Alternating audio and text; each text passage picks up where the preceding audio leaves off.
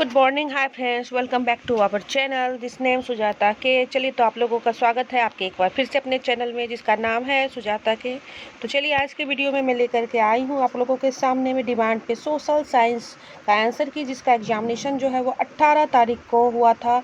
और जो कि ये आंसर की जो है वो 10 से 12 बजे वाले शिफ्ट के एग्जामिनेशन का है, यानी कि जो एग्ज़ाम कैंसिल हुआ था मुजफ्फरपुर में, ये उसका आंसर की है। तो बहुत लोगों की डिमांड हो रही थी। चलिए, मैंने इस आंसर की को कहीं से अवेलेबल किया है और अब मैं आप लोगों को वीडियो के जरिए आपके इसके आंसर्स को बताने जा रही हूँ। लेकिन आपको मेरा वीडियो पसंद आए तो प्लीज़ मेरे वीडियो को लाइक कर दें और मेरे चैनल को सब्सक्राइब कर दें।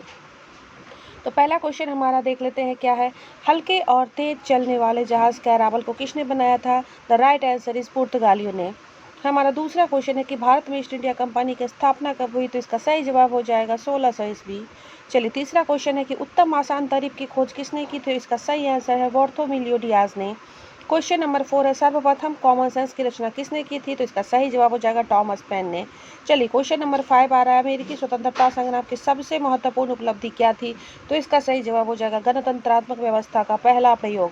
चलिए, अगला क्वेश्चन है कि इंग्लैंड की गौरवपूर्ण क्रांति कब हुई थी? तो इसका सही जवाब हो जाएगा 1688 ईस्वी में। क्वेश्चन नंबर 7 कह रहा है कि जनजातियों का सर्वाधिक आबादी कहाँ है? तो जैसा कि हम लोग जानते हैं, अफ्रीका में। क्वेश्चन नंबर 8 है कि पहला सांथाली जिसने अंग्रेजों पर हथियार उठाया तो उसका नाम है तिलका मांझी। चुआर विद्रोह कब शुरू हुआ था? तो सही जवाब हो जाएगा 1771 ईस्वी में। बस्तर आंदोलन में किसकी भूमिका अग्रणी थी? वो प्रमुख थी, तो इसका सही जवाब हो जाएगा गूढ़ाधुर। क्वेश्चन नंबर 11 है कि कोल विद्रोह कब हुआ था? तो इसका सही जवाब होगा 1831 से 32 में। चलिए, क्वेश्चन नंबर 12 है इसमें से कौन कोल विद्रोह में शामिल था? तो इसका सही जवाब हो जाएगा बुद्धू भगत।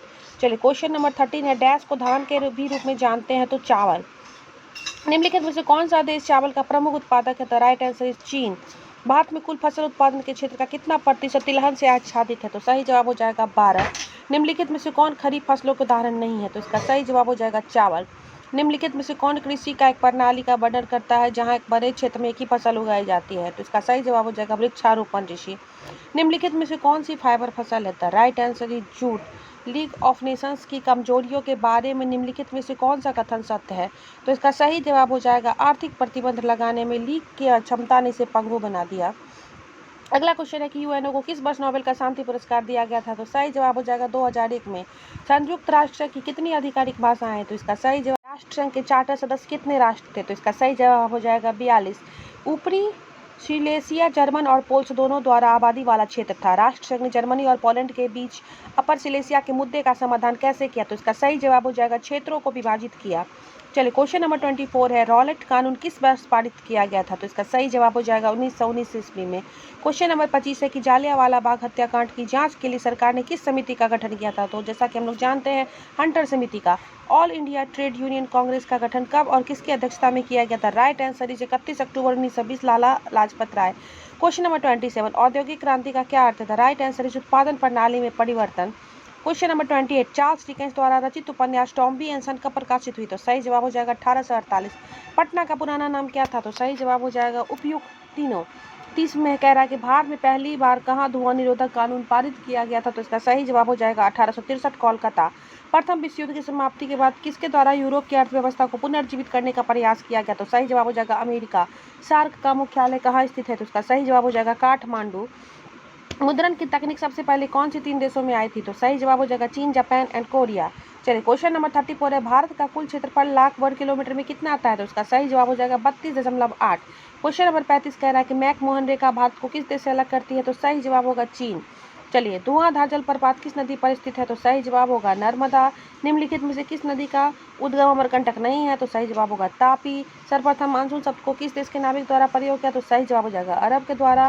निम्नलिखित में से कौन से राज्य में मैंग्रोव वन पाए जाते हैं? तो सही जवाब हो जाएगा पश्चिम बंगाल। इनमें से कौन सा पर्वतीय वृक्ष पर्वतीय वन में पाया जाता है? तो सही जवाब हो जाएगा चेस्टनट। क्वेश्चन नंबर 41 का आंसर हो जाएगा राष्ट्रीय उद्यान। क्वेश्चन नंबर 42 का आंसर हो जाएगा बिहार।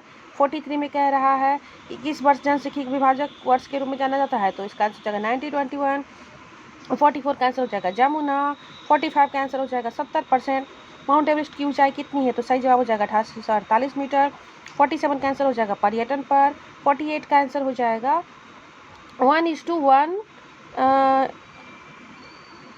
1 लाख।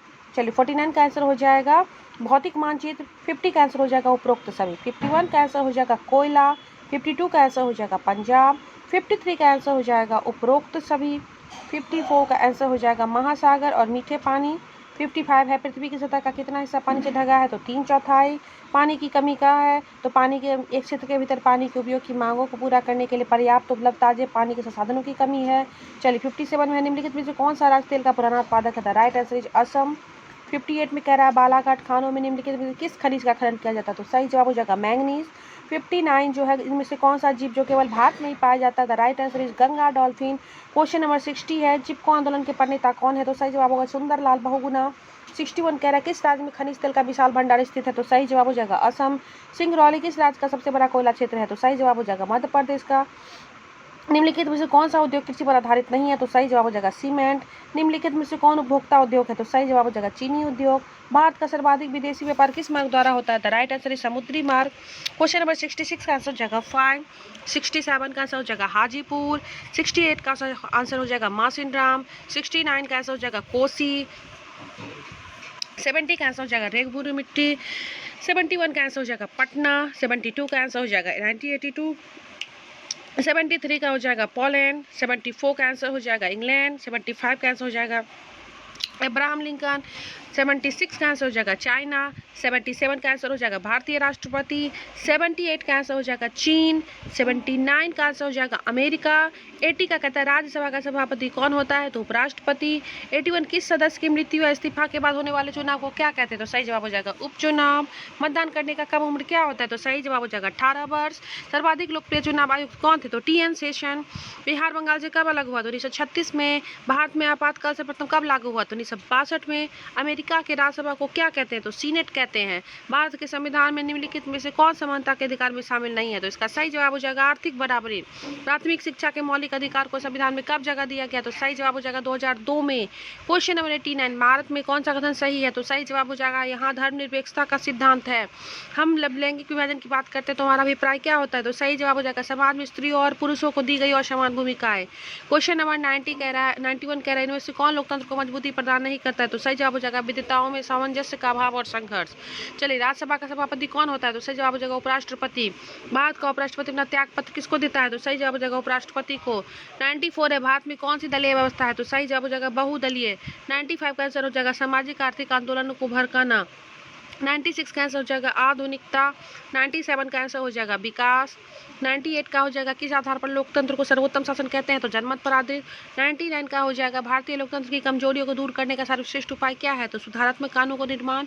और 100 का आंसर हो जाएगा भारत में निष्पक्ष निर्वाचन की प्रक्रिया के संचालन का दायित्व किस पर है, तो राइट आंसर निर्वाचन आयोग। अब आते हैं आर्ट ऑफ टीचिंग में। 101 का आंसर हो जाएगा प्रक्रियात्मक ज्ञान। 102 का आंसर हो जाएगा संश्लेषण। 103 का आंसर हो जाएगा प्रोत्साहन। 104 का आंसर हो जाएगा संगोष्ठी।